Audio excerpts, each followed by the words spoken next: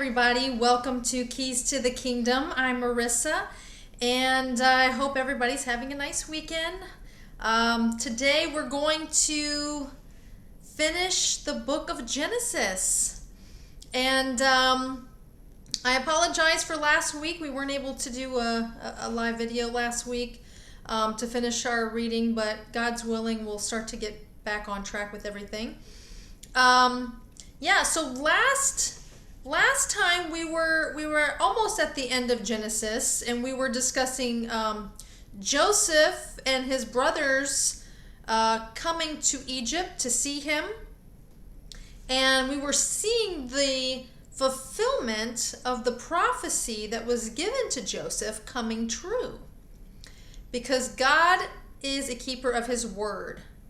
He might speak it years in advance, but God is going to make it come to pass eventually. And sometimes it's immediately, sometimes it's in a few years, sometimes it's, for Joseph, it was for 13 years. So Joseph actually had to wait 13 years for this prophecy to come to pass. And we saw it happen. God always keeps his word. If he spoke it, you can take it to the bank. God is going to make it come to pass every single time. You just have to be patient and wait.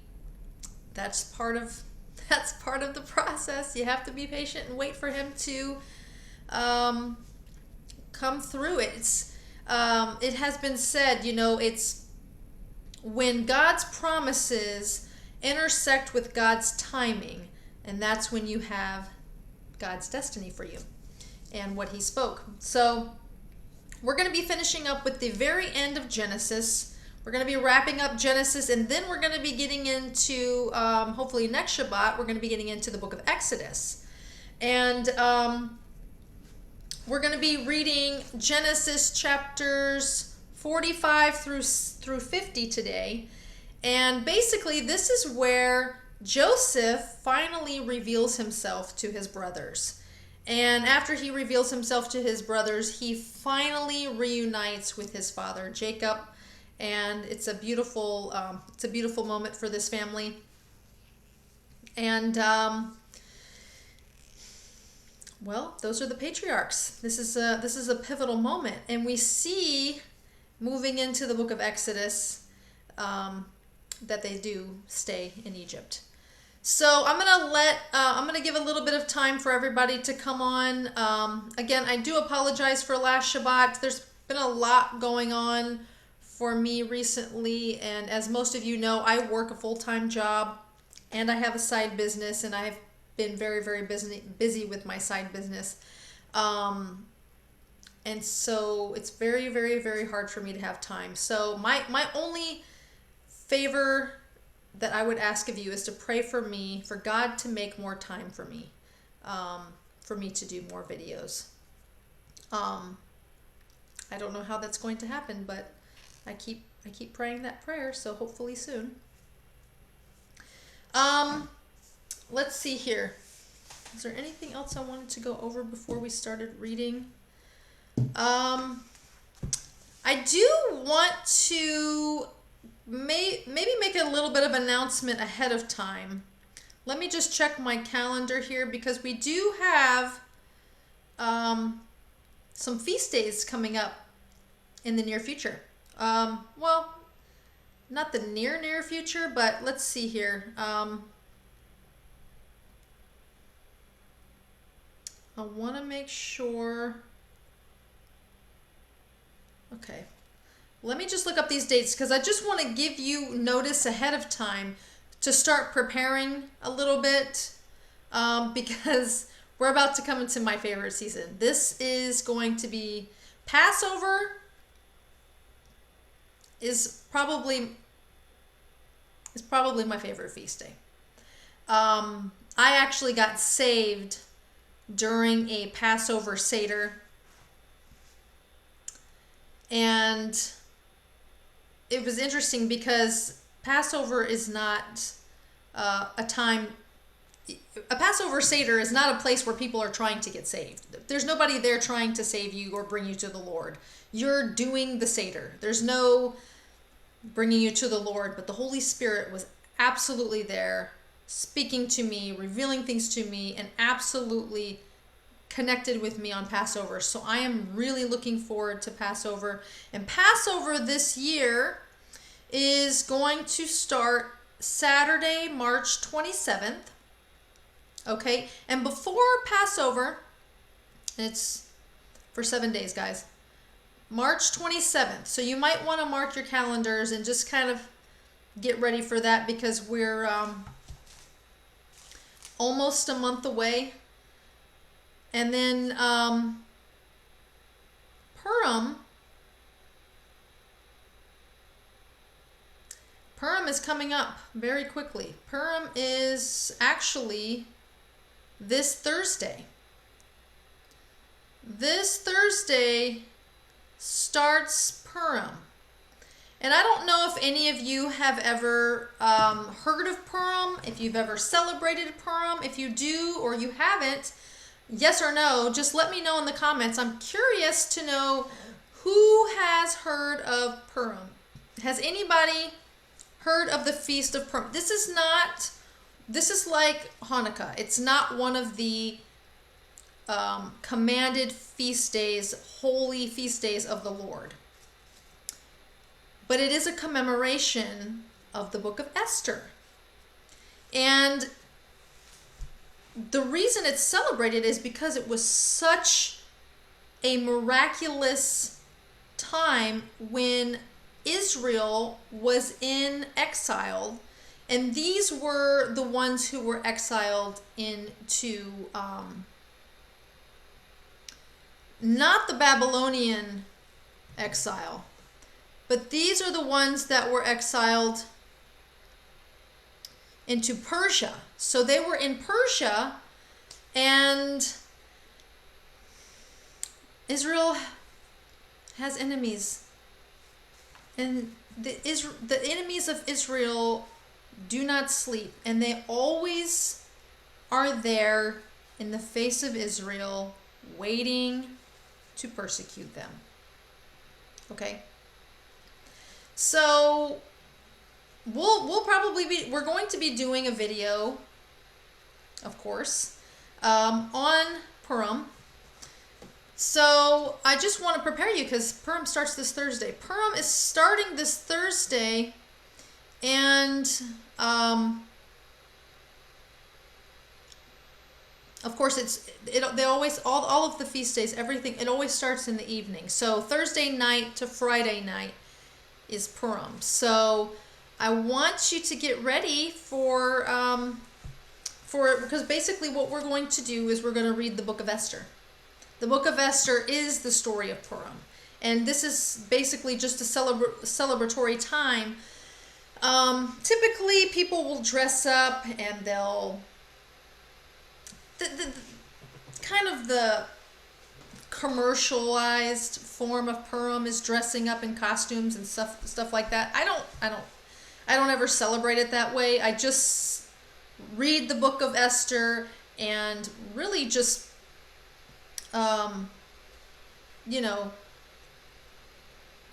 meditate on what God did and what God is probably going to do again in the future, where you have the enemy basically digging his own grave and God orchestrating all of these things behind the scenes.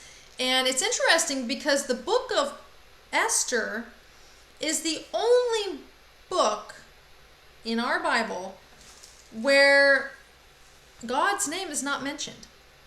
It's not mentioned, but he's very much present and very much seen within the pages of the book of Esther. So we'll probably do a video this Shabbat Friday night, because Thursday night to Friday night is actually the day of Purim. But unfortunately I work all day Friday, so I can't do the video during the day. So probably this Friday night I will try, God's willing. That will be the day that we do our Purim video. And it's going to be on the book of Esther.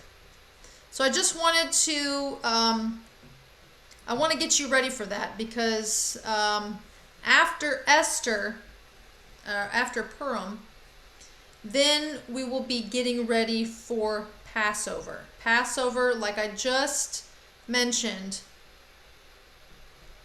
is going to be towards the end of March. So March 27th, Saturday, March 27th, please mark your calendars. This is a very, very, very important feast day, Passover. And it's very personal. And you have to understand, not only was that the time that God miraculously took the children of Israel out of Egypt and brought them out into the wilderness, but this is also the time that our Passover lamb, the Messiah, was crucified. So God works in patterns, and those were the times that he moved the most and the greatest. And so I want you to get ready for that. I want you to get ready for Passover. March 27th, mark your calendar. Saturday, March 27th, we are going to start our Passover celebration. Okay? And hopefully this Friday night, we'll celebrate Purim together. So we're going to be starting our reading in Genesis chapter 45 today. Genesis chapter 45.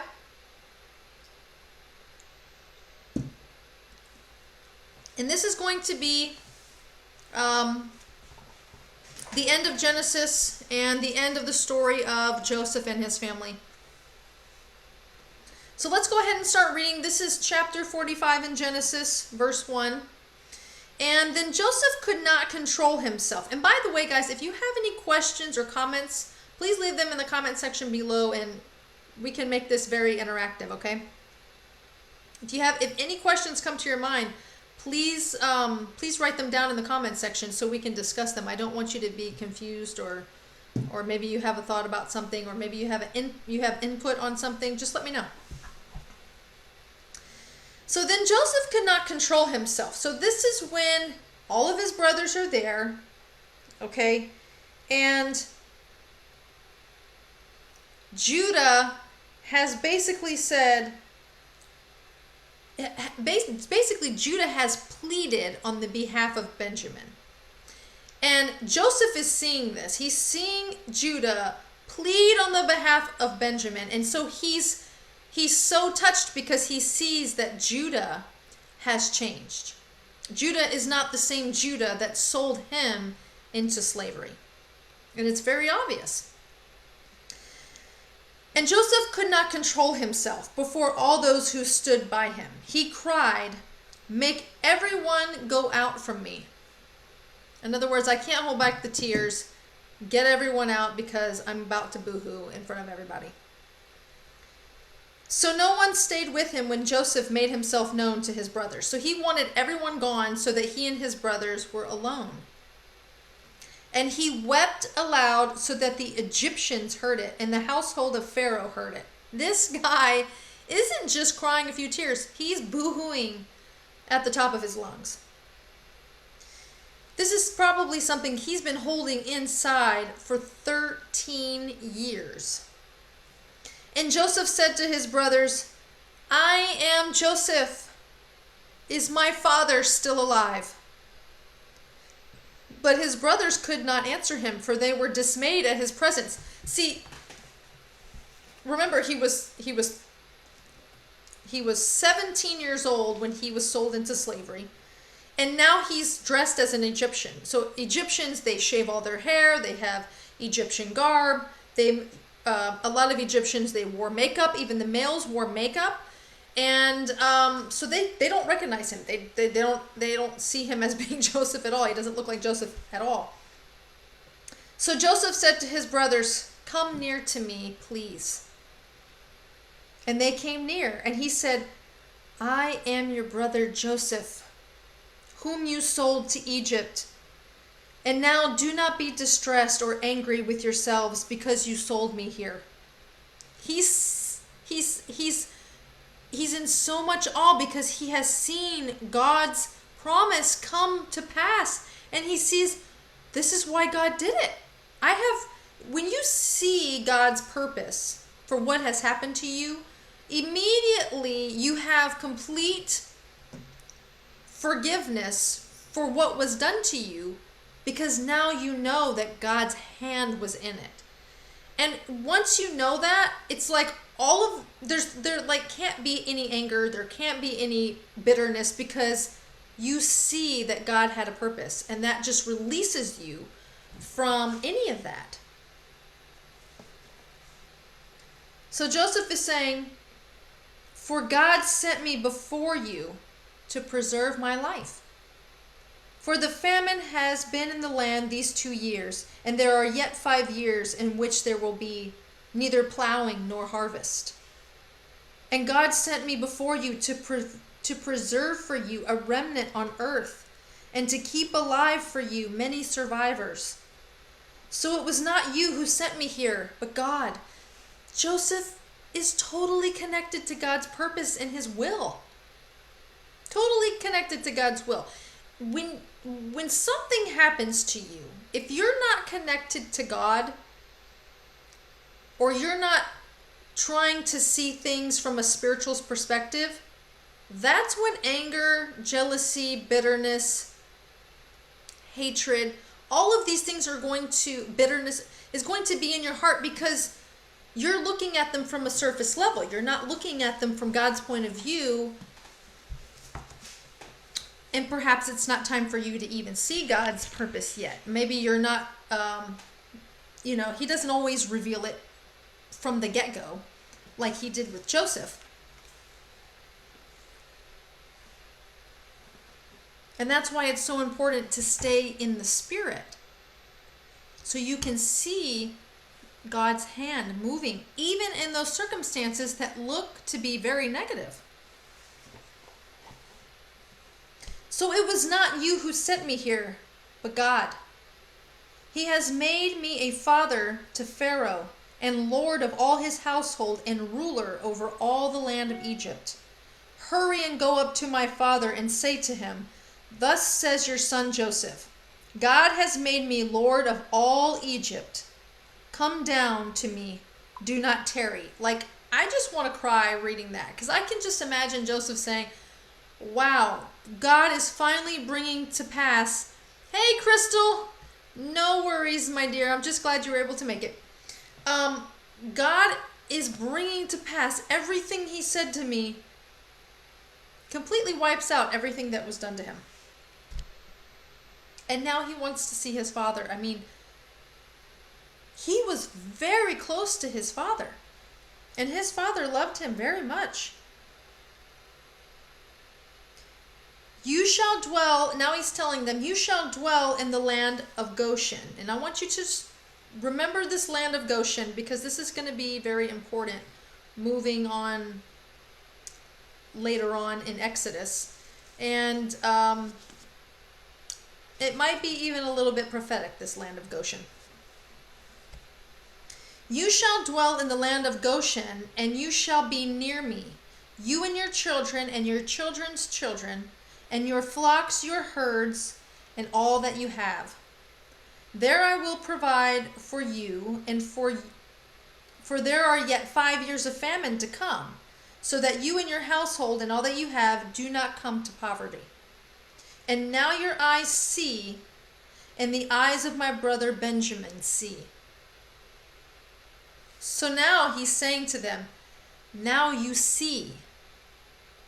It's not like he's just saying, now you see that I'm Joseph because you couldn't recognize me.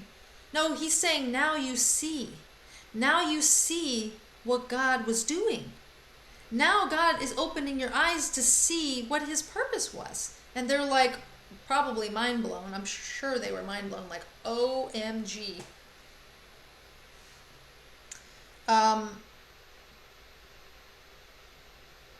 And now your eyes see, and the eyes of my brother Benjamin see, that it is my mouth that speaks to you. You must tell my father of all my honor in Egypt, and of all that you have seen. Hurry and bring my father down here. Then he fell upon his brother fell upon his brother Benjamin's neck and wept, and Benjamin wept upon his neck.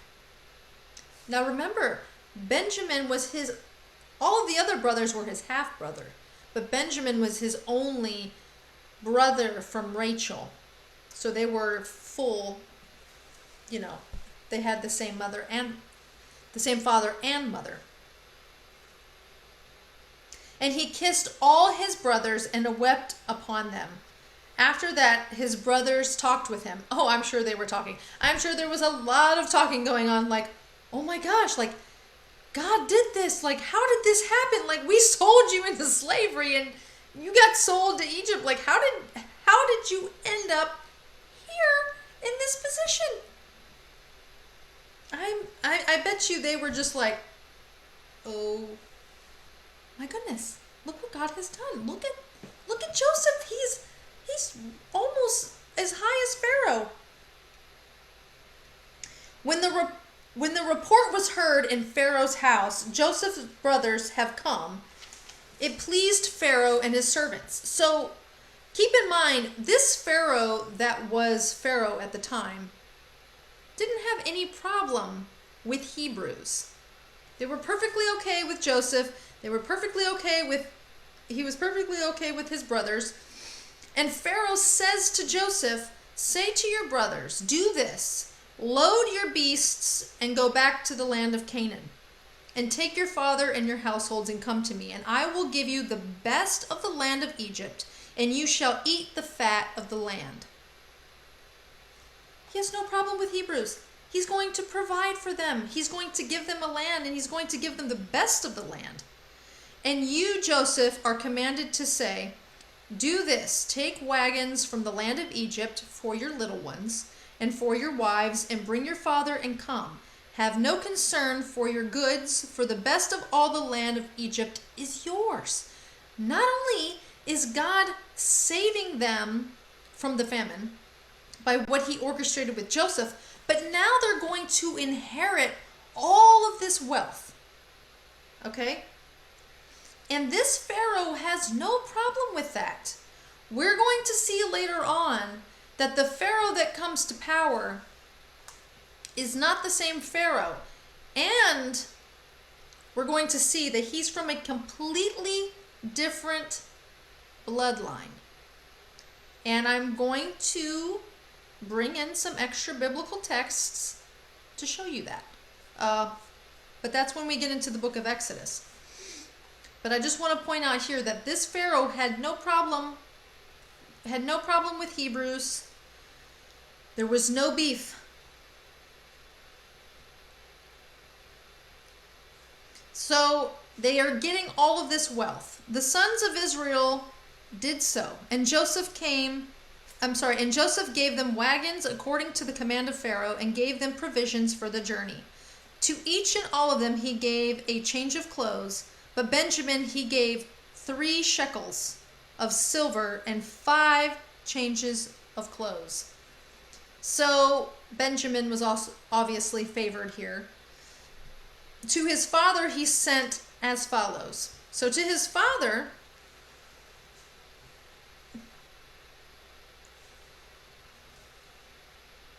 he sends 10 donkeys loaded with the good things of Egypt, 10 female donkeys loaded with grain, bread, and provision for his father on the journey. Then he sent his brothers away, and they departed, and said to them, do not quarrel on the way. So he sends his brothers away, and they depart, and he said to them, do not quarrel on the way. He wants peace among the brothers. He doesn't want his brothers saying, see, you shouldn't have done that. I told you we should have done this. It was your fault. He doesn't want them quarreling. He also doesn't want them, quarreling because, Benjamin was given extra. He was given silver, and he was given 5 changes of clothes. He wants peace among the family. So they went up out of Egypt and came to the land of Canaan to their father Jacob. And they told him, Joseph is still alive, and he is ruler over all the land of Egypt. And his heart became numb, for he did not believe them. I mean, how could he believe them? He's like, gone all these years. My son's dead. He thought Benjamin was going to be dead. And now his, you know, and he thought something was going to happen to Benjamin because he left. And now they're coming back and they're saying, Joseph is still alive. And, you know, these boys have been known for kind of not really telling the whole truth and, you know, always being on their best behavior. So Joseph is not really believing anything they're saying right now. But when they told him all the words of Joseph, which he had said to them, and when he saw the wagons that Joseph had sent to carry him, the spirit of their father Jacob revived. And Israel said, "It is enough. Joseph, my son, is still alive, and I will go and see him before I die." At this point, Jacob is very old. He's well on in years, and he is finally going to see his son before he perishes, before his time comes. All right, so now chapter 46. So Israel took this journey with all that he had and came to Beersheba and offered sacrifices to the God of his father Isaac. So you see what he's doing here. This is what what Jacob had done before. He had offered sacrifices to God. And now he's doing this again because of what's happening and because of the blessing that has been bestowed upon him and his family. And God spoke to Israel. So now we see God speaking to Jacob. And God spoke to Israel in visions of the night and said, "Jacob, Jacob." And he said, "Here I am." Then he said, "I am God, the God of your father. Do not be afraid to go down to Egypt, for there I will make you into a great nation. I myself will go down with you to Egypt, and I will also bring you up again. And Joseph's hand shall close your eyes." God is extending this prophecy that he had given to Jacob and saying, "I'm going to make you a great nation there." So first the prophecy was they will be slaves in Egypt. Okay, if you remember from further back in the book of Genesis, the prophecy was they are going to be slaves in Egypt. And, you know, you're kind of like, sometimes God gives you very little information. He will give you a prophecy and it's like this much information and you're like, why, what, how, when, how long? You know, and you have all these questions because he really doesn't fill in the pieces until much later. And I have a feeling that's because we might try to control the situation. We might try to take control of what God's trying to do. But he tells him, "I myself will go down with you to Egypt, and I will also bring you up again." And remember, all of these prophecies, they were given to the children of Israel. It wasn't like the prophecy was given to Jacob and Jacob just held on to it. These prophecies were told to their sons, which were told to their grandsons, because they were very important prophecies that were part of the family. So everybody would eventually know that this is something that God was going to do. "But I will also bring you up again, and Joseph's hand shall close your eyes." Then Jacob set out from Beersheba. The sons of Israel carried Jacob their father, their little ones and their wives, in the wagons, and Pharaoh had sent to carry him. They also took their livestock and their goods, which they had gained in the land of Canaan, and came into Egypt, and Jacob and all his offspring with him, his sons and his sons' sons with him, his daughters and his sons' daughters. All his offspring he brought with him to Egypt. Now, these are the names of the descendants of Israel who came into Egypt. Jacob and his sons, Reuben, Jacob's firstborn, and the sons of Reuben, Hanok, Palu, Hezron, and Carmi, the sons of Simeon. Jemuel, Jamin, Ohad, Jachin, Zoar, and Shaul, the son of a Canaanite woman. I think I pointed this out before when we saw the descendants of the children of Israel, that Simeon, that's the tribe of Simeon, had a child with one of the daughters of the Canaanites. Let's see here. Yeah, this last one, Shaul, was the son of a Canaanite woman. So that means somewhere along the lines, Simeon got into the same sort of scenario as Judah. I'm sorry. Excuse me. Because remember, Judah went off and went with a Canaanite woman and had twins by, well, not the woman that he married. She ended up passing, and then his daughter-in-law, he ended up unknowingly having twins by her. And then Simeon also went off, and it seems like all of his offspring were probably of an Israelite woman, maybe. It doesn't say, but it says the one last son, Shaul, was the son of a Canaanite woman. So somewhere along the lines, maybe after his wife passed, maybe, if she did pass, we don't know. I don't know if there's another place that explains that, but Simeon had one Canaanite son. The sons of Levi were Gershon, Kohath, and Merari.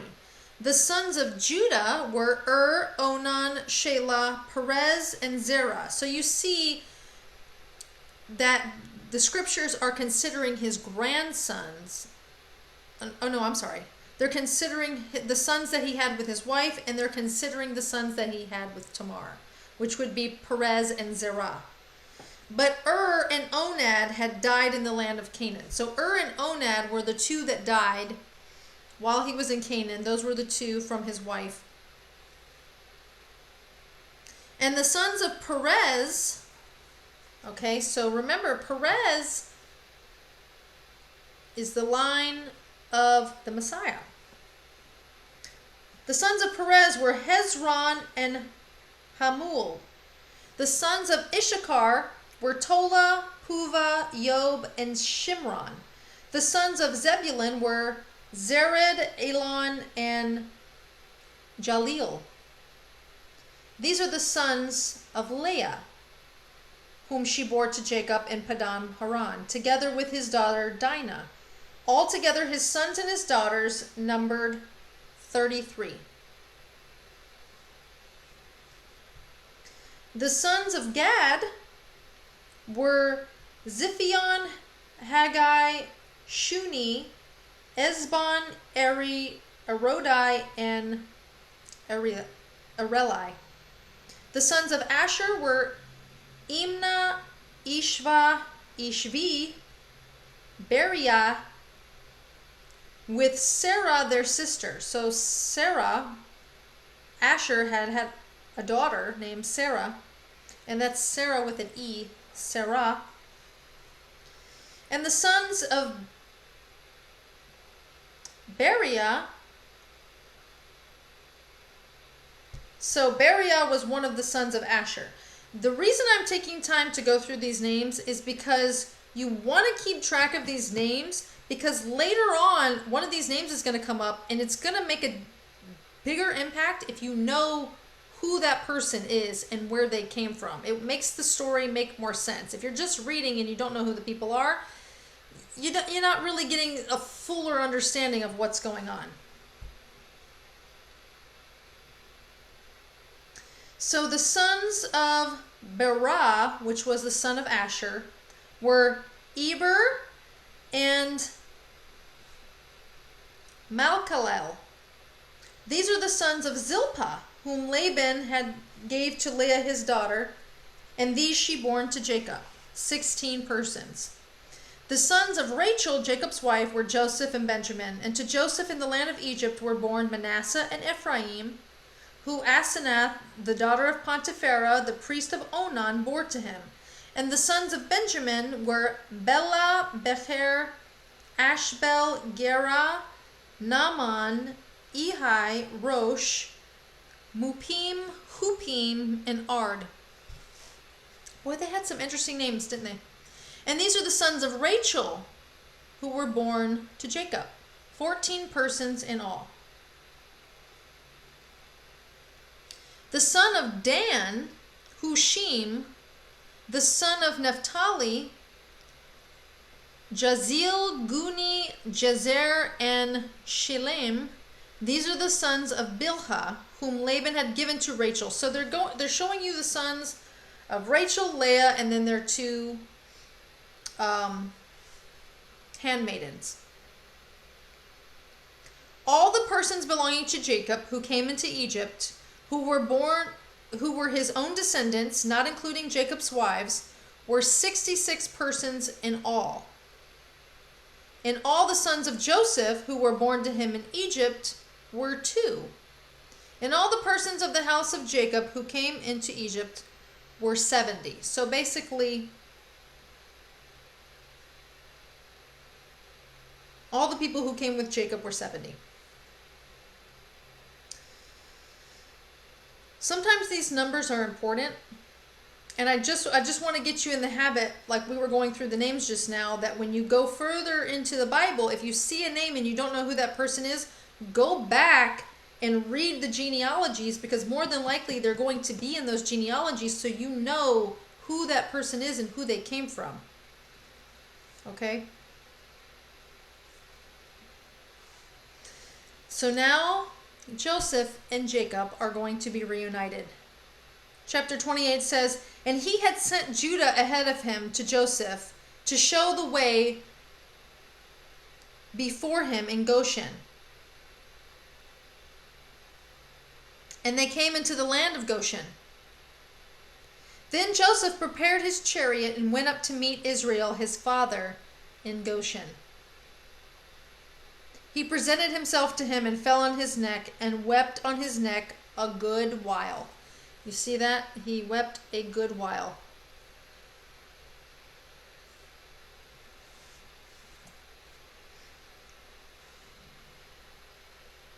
Israel said to Joseph, "Now let me die, since I have seen your face and know that you are still alive."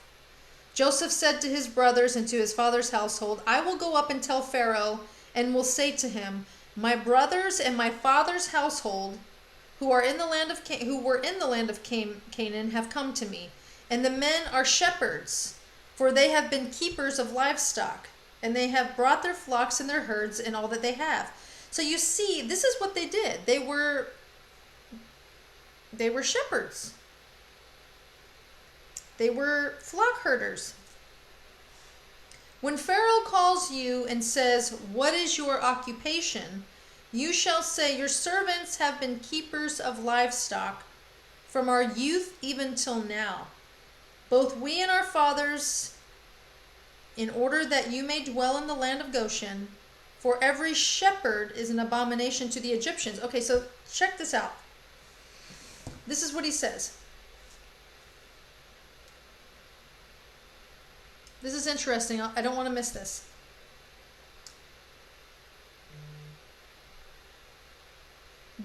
So Joseph is telling them, I'm going to tell Pharaoh, the men are shepherds, for they have been keepers of livestock, and they have brought all of their flocks. And he tells them, when Pharaoh calls you and says, "What is your occupation?" Because, listen, it's just like it is today. "Oh, hey, nice to meet you. Oh, what do you do for a living?" Because people just want to know. For some reason, it's very, I don't know, telling of a person's stature or intelligence, what they do for a living. So it was the same back then. And there were other trades, people weren't just, shepherds. But Joseph is telling them, when Pharaoh asks you, what is your occupation? You shall say, your servants have been keepers of livestock from our youth even till now, both we and our fathers, in order that you may dwell in the land of Goshen. For every shepherd is an abomination to the Egyptians. So basically, the Egyptians, this was a metropolis, okay? It was beneath them. It was a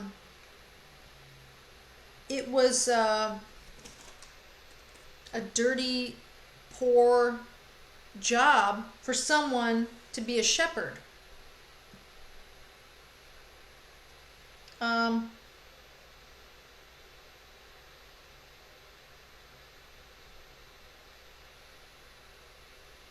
For every shepherd is an abomination to the Egyptians. So I'm just looking here.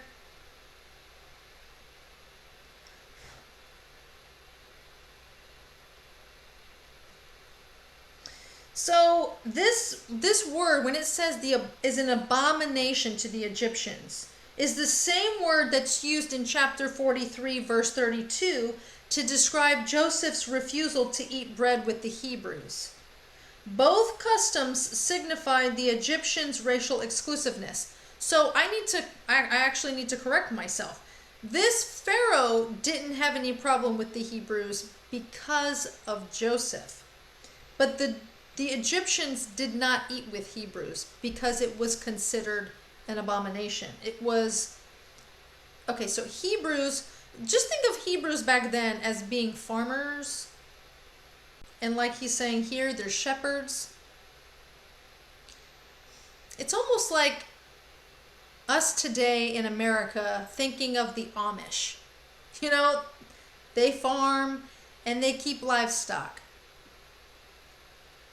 But it was almost worse than that. Like it was repulsive to the Egyptians. So this particular Pharaoh just happened to, really, they just had the favor of God, because he didn't have a problem with them being Hebrews because of Joseph. Otherwise, they didn't eat with Hebrews.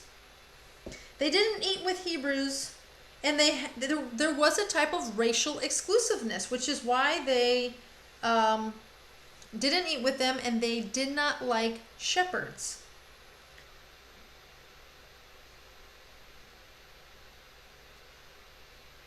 So basically, cattle herders were looked down upon.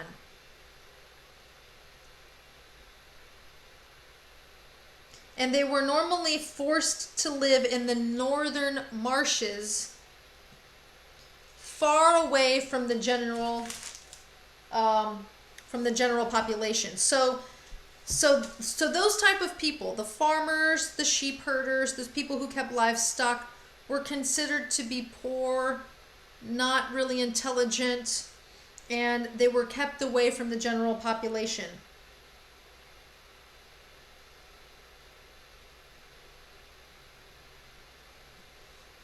That's interesting. So chapter 47 goes on to say, so Joseph went in and told Pharaoh, my father and my brothers with their flocks and herds and all that they possess have come from the land of Canaan. They are now in the land of Goshen. And from among his brothers he took 5 men and presented them to Pharaoh. Pharaoh said to his brothers, what is your occupation? This is the first thing he says to them. What is your occupation? It's almost like if you met someone who's a millionaire, billionaire, or even these people who own their own businesses, that's the first thing they ask you is, what do you do for a living? You know, kind of like this, you know, I'm better than you type of attitude. And they said to Pharaoh, your servants are are shepherds, as our fathers were. And they said to Pharaoh, we have come to sojourn in the land, for there is no pasture for your servants' flocks, for the famine is severe in the land of Canaan. And now, please let your servants dwell in the land of Goshen. Then Pharaoh said to Joseph, your father and your brothers have come to you. The land of Egypt is before you. Settle your father and your brothers in the best of the land. Let them settle in the land of Goshen, and if you know any able men among them, put them in charge of my livestock. So he's saying, because they have favor because of Joseph, he has no problem. He's going to give them the best of the best. And he says, if you know any of them that would like to, that are able, and if they would like to work for me, have them, put them in charge of my livestock. Then Joseph brought in Jacob his father and stood him before Pharaoh. And Jacob blessed Pharaoh. And Pharaoh said to Jacob, how many are the days of the years of your life? So now he's asking him, how old are you, Jacob? And Jacob said to Pharaoh, the days of the years of my sojourning are 130 years. Few and evil have been the days of the years of my life, and they have not attained to the days of the years of the life of my fathers and the days of their sojourning. So basically what he's saying is, I'm 130 years old, but it's nothing compared to my fathers and my father's fathers. Because remember, people were living longer, but after the flood, God said 120 years will be the cap. And so slowly people started living shorter and shorter lifespans until eventually 120 years was like the oldest that you could be. Hey, Christine! Long time no see. So glad you were able to make it. So he's basically saying, I'm 130 years old, but compared to my fathers and my grandfathers, it hasn't really been that long. And Jacob blessed Pharaoh and went out from the presence of Pharaoh. Then Joseph settled his father and his brothers and gave them possession in the land of Egypt and the best of the land, in the land of Ramses, as Pharaoh had commanded. And Joseph provided his father, his brothers, and all of his father's household with food, according to the number of their dependents. So now they have, Christine says, me too, too long missing. I'm glad you're all settled in now. You're really gonna love it here in Florida. I know that. So now they're settled in, they have the best of the land, they have everything provided for them, all of the food that they need. And now there was no food in all the land. So now they're going into the rest of the famine. For the famine was so severe that the land of Egypt and the land of Canaan languished for many by reason of the famine. And Joseph gathered up all the money that was found in the land of Egypt and in the land of Canaan in exchange for the grain that they bought. Because remember, they were exchanging money, everybody's money, for grain.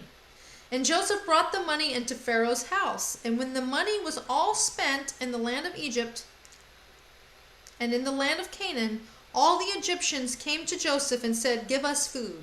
Why should we die before your eyes? For our money is gone. Now they're out of money.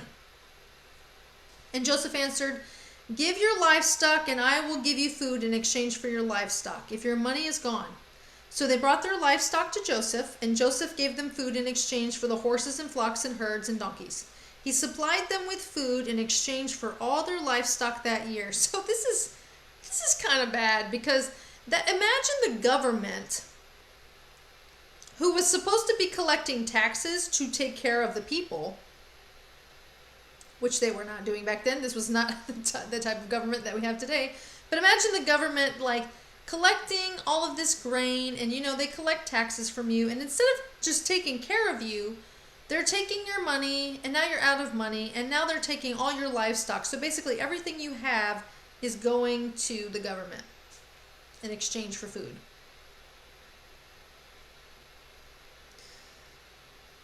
So they brought their flocks, their herds, their donkeys. He supplied them with food in exchange for all their livestock that year. And when that year had ended, they came to him the following year and said, we will not hide from my lord that our money is all spent, and the herds of our livestock are my lord. So we've given you all of our money, we've given you all of our livestock, and now we're still hungry. There is nothing left in the sight of my lord but our bodies in the land. Why should we die before your eyes, both we and our land? Buy us in our land for food, and we with our land will be servants to Pharaoh. and give us seed that we may live and not die, and that the land may not be desolate. So basically, they're selling themselves into slavery because they don't have any other choice. So Joseph bought all the land of Egypt for Pharaoh. So this is kind of interesting. His own people in his land are having to sell themselves as slaves so that they can have food.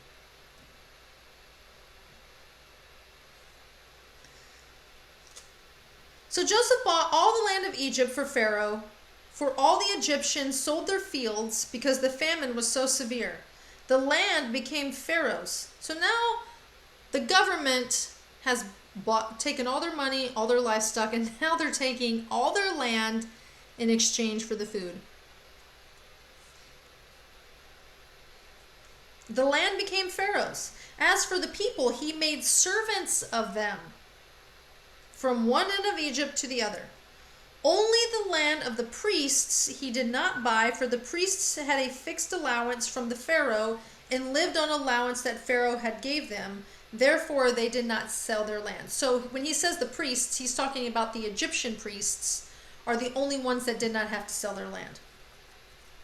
Then Joseph said to the people, "Behold, I have this day bought you and your land for Pharaoh. Now here is the seed for you," basically here's food, "and you shall sow in the land." Oh, so he's actually giving them seed so that they could plant on the land that's no longer theirs. "And at the harvests you shall give a fifth to Pharaoh, and 4/5 shall be your own, as seed for the field, and as food for yourselves and your households, and as food for your little ones." So now the government has taken their land, and they're going to give them seed so that they can plant land to make food for themselves on the land that's no longer theirs. And now they have to pay a portion of that back.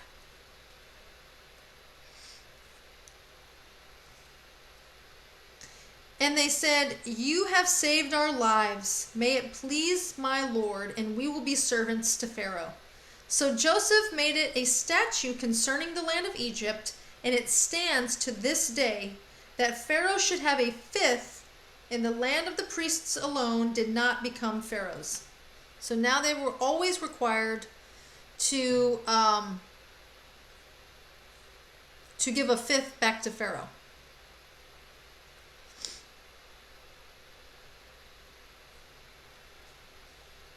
Thus Israel settled in the land of Egypt, in the land of Goshen. Remember the land of Goshen.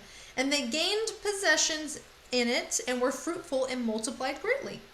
And Jacob lived in the land of Egypt 17 years. So Jacob goes there as an old man, and he actually lives in Goshen for 17 years. So the days of Jacob, the years of his life, were 147 years. And when the time drew near that Israel must die, he called his son Joseph and said to him, "If now I have found favor in your sight, put your hand under my thigh, and promise to deal kindly and truly to me. Do not bury me in Egypt, but let me die with my fathers. Carry me out of Egypt and bury me in their burying place." He answered, "I will do as you have said." And he said, "Swear to me." And he swore to him. Then Israel bowed himself upon the head of his bed. Now, before he does this,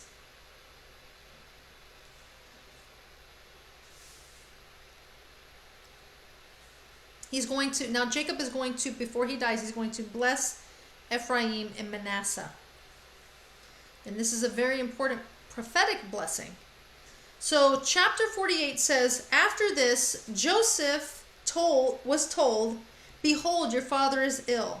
So he took with him his two sons, Manasseh and Ephraim. And it was told to Jacob, 'Your son Joseph has come to you.' Then Israel summoned his strength and sat up in bed. And Jacob said to Joseph, 'God Almighty appeared to me at Luz in the land of Canaan and blessed me, and said to me, Behold, I will make you fruitful and multiply you, and I will make of you a company of peoples, and I will give this land to your offspring after you for an everlasting possession.' And now your two sons who were born to you in the land of Egypt before I came to you in Egypt are mine. So he's adopting Manasseh and Ephraim as his own sons, in such a way that now he's going to bless them as his own sons. He says, are mine, Ephraim and Manasseh shall be mine, as Reuben and Simeon are. So I'm going to bless them just as I would bless my actual sons. And the children that you fathered after them shall be yours. They shall be called by the name of their brothers in their inheritance. As for me, when I came from Padan, to my sorrow, Rachel died in the land of Canaan on the way, when there was still some distance to go to Ephrath. And I buried her there on the way to Ephrath, which is actually Bethlehem. When Israel saw Joseph's sons, he said, who are these? Joseph said to his father, these are my sons whom God has given me here. And he said, bring them to me, please, that I may bless them. Now the eyes of Israel were dim with age, so that he could not see. So Joseph brought them near him, and he kissed them and embraced them. And Israel said to Joseph, I never expected to see your face, and behold, God has let me see your offspring also.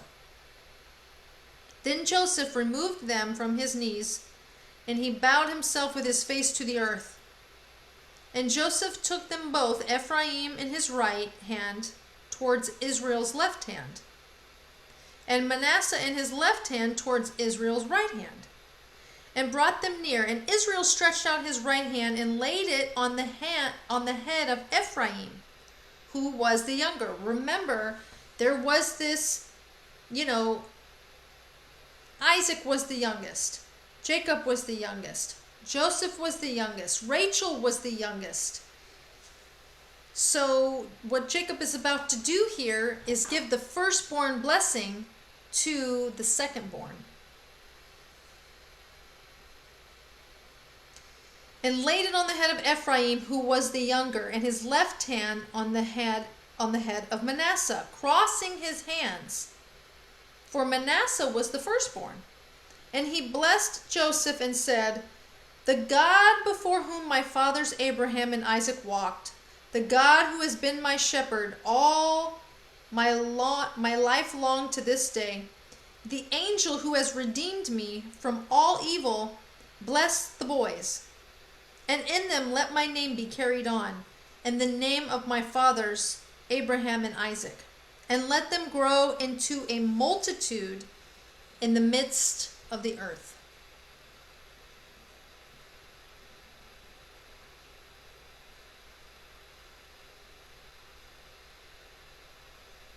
When Joseph saw that his father laid his right hand on the head of Ephraim, it displeased him. And he took his father's hand and removed it from Ephraim's head to Manasseh's head. And Joseph says to his father, not this way, my father, since this one is the firstborn, put your right hand on his head. Joseph should know better. But his father refused and said, I know, my son, I know. He also shall become a people, and he also shall be great. Nevertheless, his younger brother shall be greater than he, and his offspring shall become a multitude of nations. That's Ephraim. Ephraim is going to become a multitude of nations.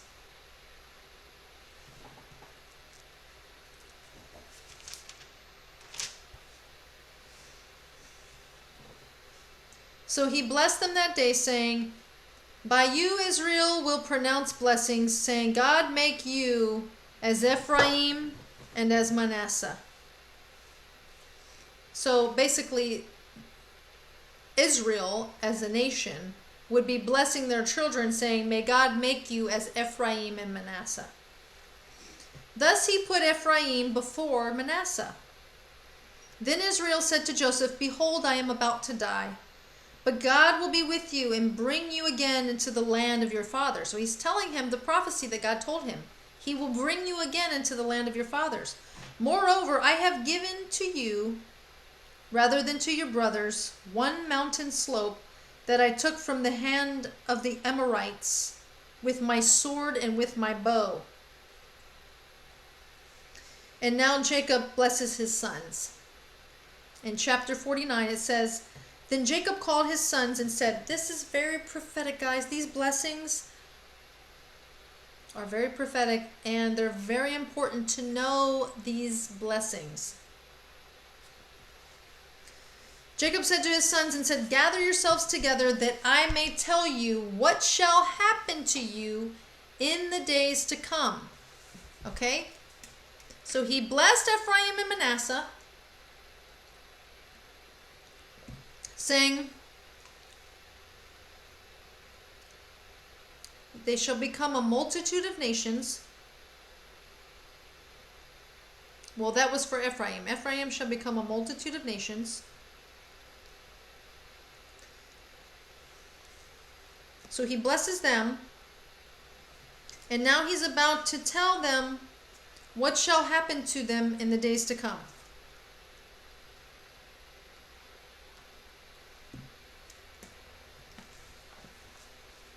Assemble and listen, O sons of Jacob. Listen to Israel your father. Reuben, you are my firstborn, my might, and the first fruits of my strength. Preeminent in dignity and preeminent in power. Unstable as water. You shall have preeminence. Because you went up into your father's bed, then you defiled it. He went up to my couch. So Jacob it's kind of weird because he's saying this thing over his son Reuben that, you're the first fruits of my strength.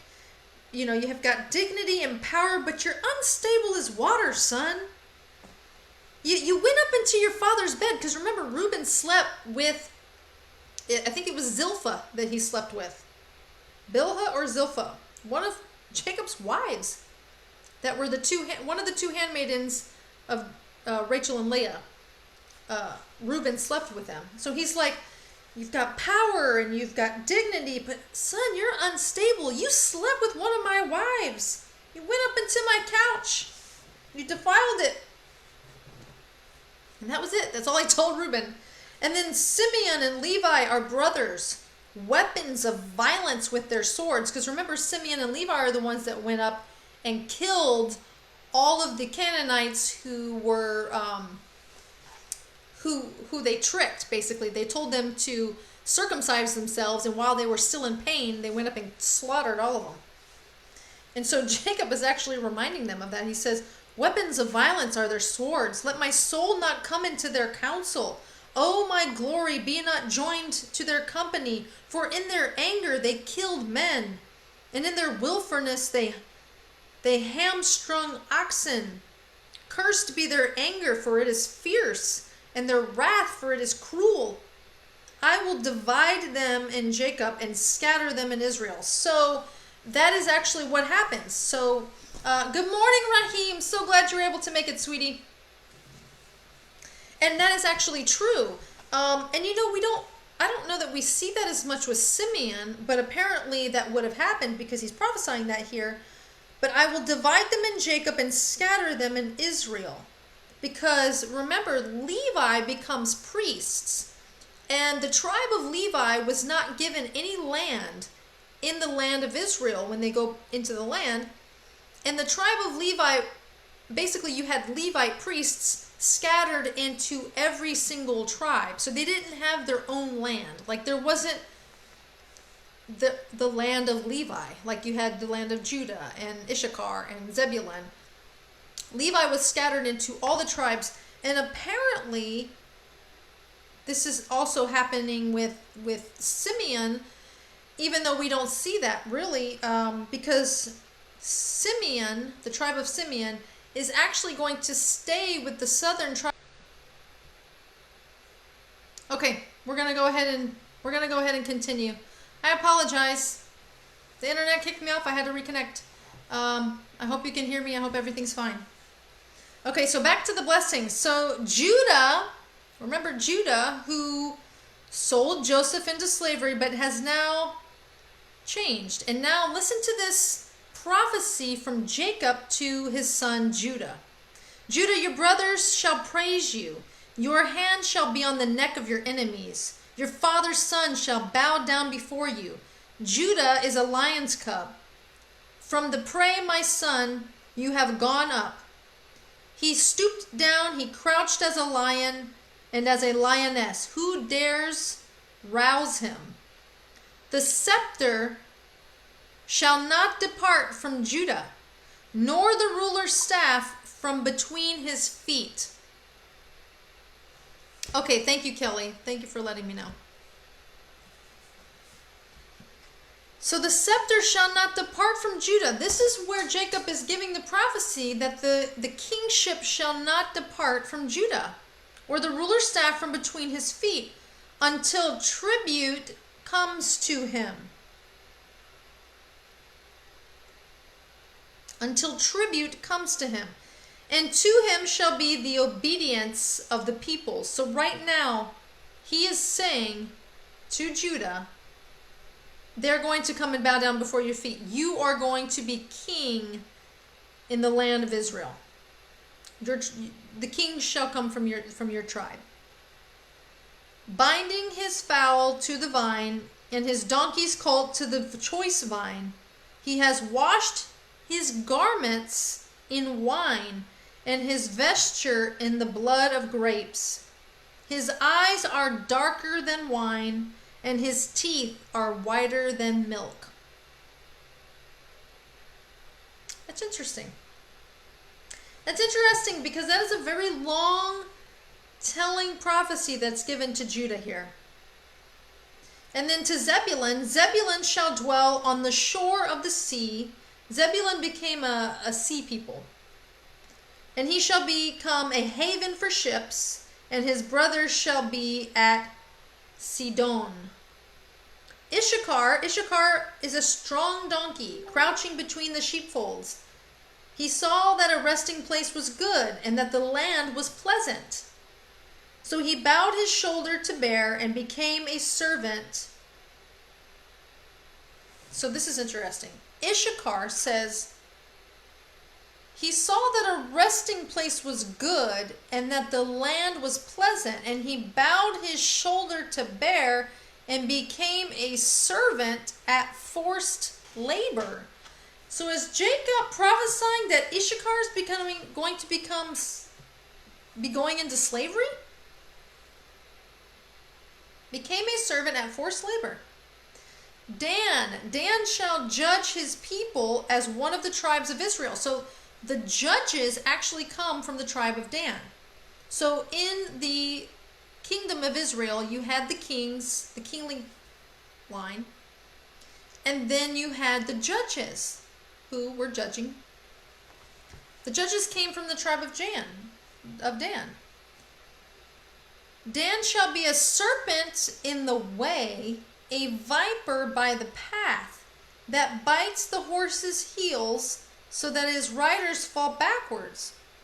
I wait for your salvation, O Lord. I just feel like that's a very confusing prophecy. He's like, Dan is worthy enough to judge his people. Their judges are going to come from Dan. He's going to judge his people as one of the tribes of Israel. But he's going to be a serpent in the way and a viper on the path that bites the horse's heel so that the rider falls backwards. I wait for your salvation, O Lord. And it could be that that's a progressive prophecy. So at first they start out as judges, and then they become a serpent on the way. Because remember, the tribes of Israel started out a certain way, and then a lot of them turned away from God, and they started worshiping other gods. So, it seems like, and then it says, I wait for your salvation, O Lord. They just end up,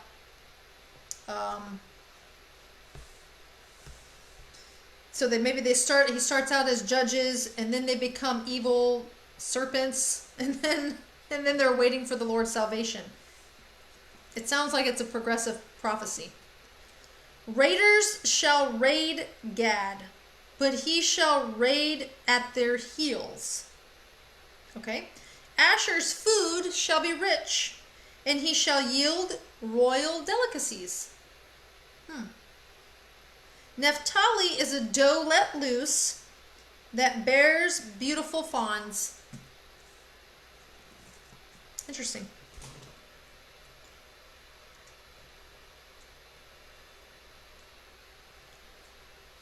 Now here's Joseph's blessing. Joseph is a fruitful bow by a spring. His branches run over the wall. The archers bitterly attack him, shot at him, and harassed him severely. Yet his bow remained unmoved. His arms were made agile by the hands of the mighty one of Jacob. From there is the shepherd, the stone of Israel, by the God of your father who will help you, by the Almighty who will bless you with blessings of heaven above, blessings of the deep that crouches beneath, blessings of the breast of the womb. The blessings of your father are mighty beyond the blessings of my parents. Up to the bounties of the everlasting hills, may they be on the head of of Joseph. May they be on the head of Joseph, and on the brow of him who was set apart from his brothers. Set apart from his brothers.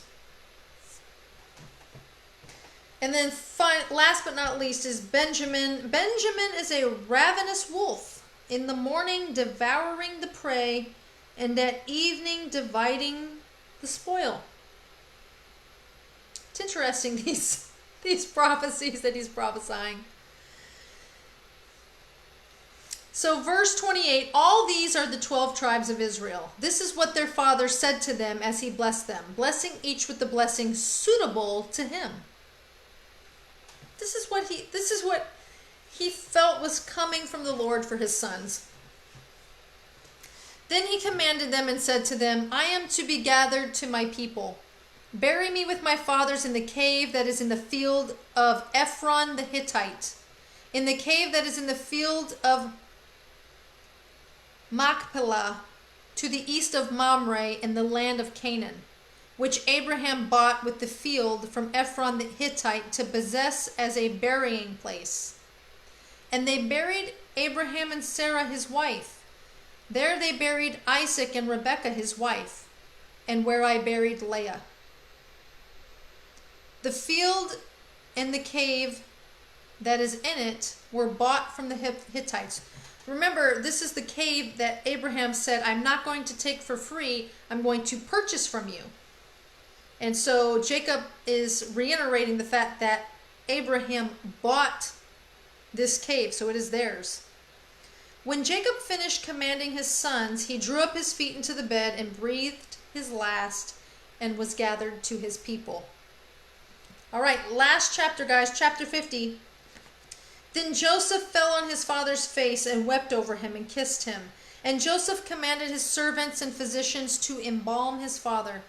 So the physicians embalmed Israel. 40 days were required for it. For that is how many are required for embalming. And the Egyptians wept for him for 70 days. The Egyptians wept for Jacob.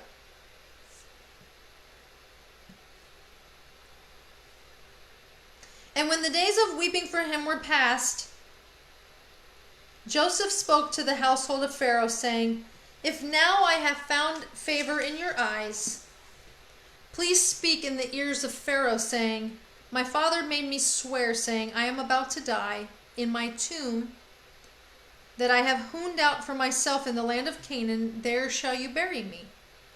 Now there let me please go and bury my father. Then I will return. So Joseph is asking permission to go bury his father in the land of Canaan.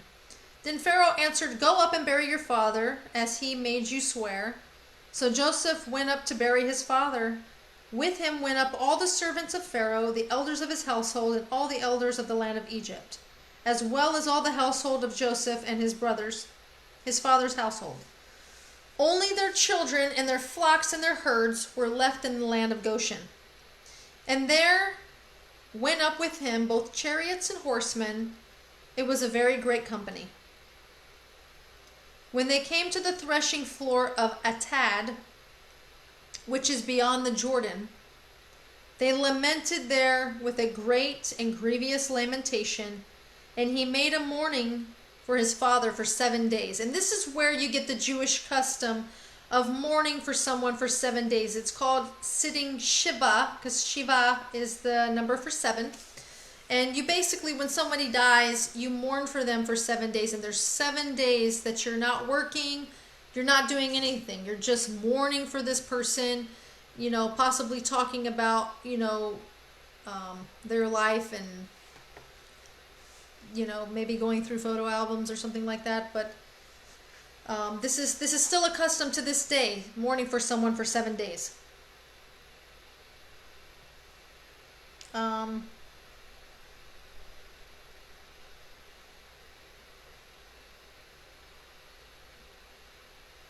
When the inhabitants of the land, the Canaanites, saw the mourning on the threshing floor of Atad, they said, "This is a grievous mourning by the Egyptians." Therefore the place was named Abel Mitzrayim. It is beyond the Jordan. Thus his sons did for him as he had commanded them. For his sons carried him to the land of Canaan and buried him in the cave of the field at Meshpelah, to the east of Mamre, which Abraham bought with the field from Ephron the Hittite. Okay, let's keep going. When Joseph's brothers saw that their father was dead, they said, "It may be that Joseph will hate us and pay us back for all the evil that we did to him." So now that Jacob's gone, maybe Joseph is going to try to kill us. So they still have this fear that Joseph's going to do something to them.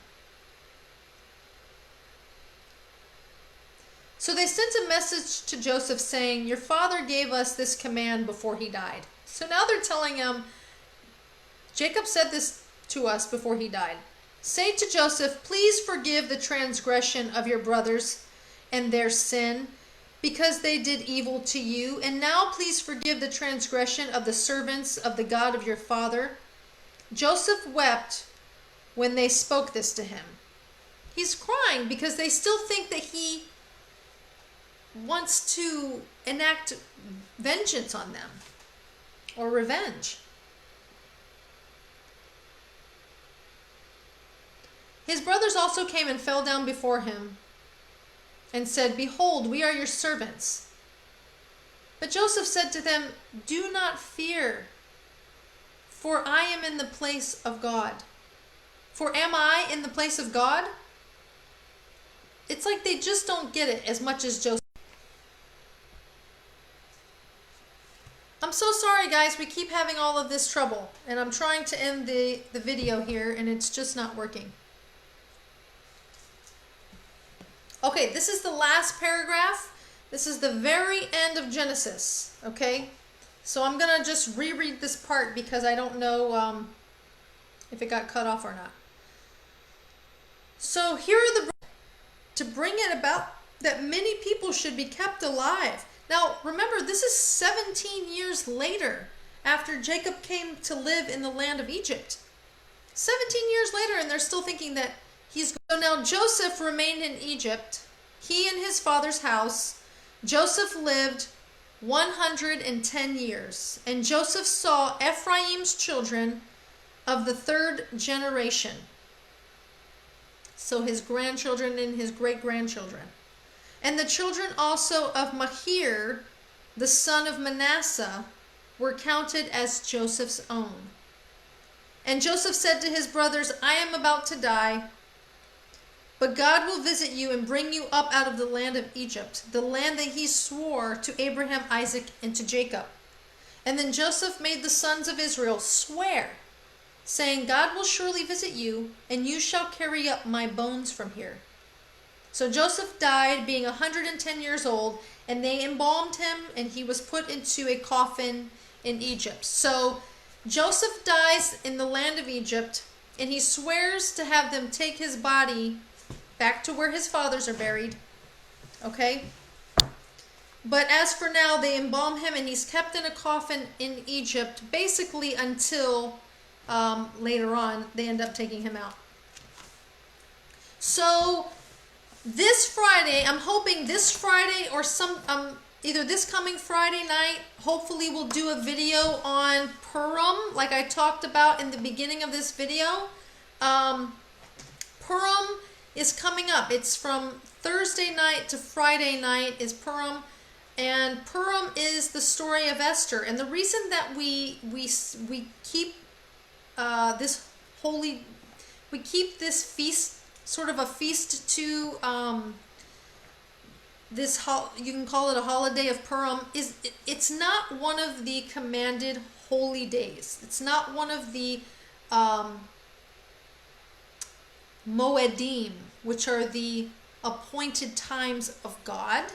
But it is a very important thing that happened, and it did become a tradition for people to keep Purim, just like keeping of Hanukkah, because this was something that was miraculous that God did while the children of Israel were in the land, in exile, not in Babylon, but in Persia. So the Jews that were in Persia, this was a special thing that happened. So we're going to celebrate Purim by reading the book of Esther. So hopefully we'll get that done Friday night, if not sometime next weekend. And we're going to do that next. We're going to celebrate the feast of Purim and read the story of Esther, because the story of Esther is the only story in the Bible where God's name is not mentioned, not once. But God's hand is very, very, very much seen in the entire book of Esther. And God is orchestrating things. Sometimes God is orchestrating things behind the scenes, and actually he's always orchestrating things behind the scenes, and you can't always see it until it's time to see it. So we're going to do that, hopefully God's willing, on Friday evening, which would be Shabbat. I hope to see you then. God bless you. And don't forget to mark your calendars. March 27th, Saturday, March 27th, starts Passover, Pesach. This is the beginning of the spring feast, guys. This is a very, very, very important time. And like I've said in the past, God is always moving, but he's always moving in a very special way, and more so during his holy appointed times. And these are his holy appointed times, and we are going to keep them because we're commanded to keep them. And I hope to see you then. I'll let you know the dates and the times and everything. And God bless you, and we'll see you next Shabbat.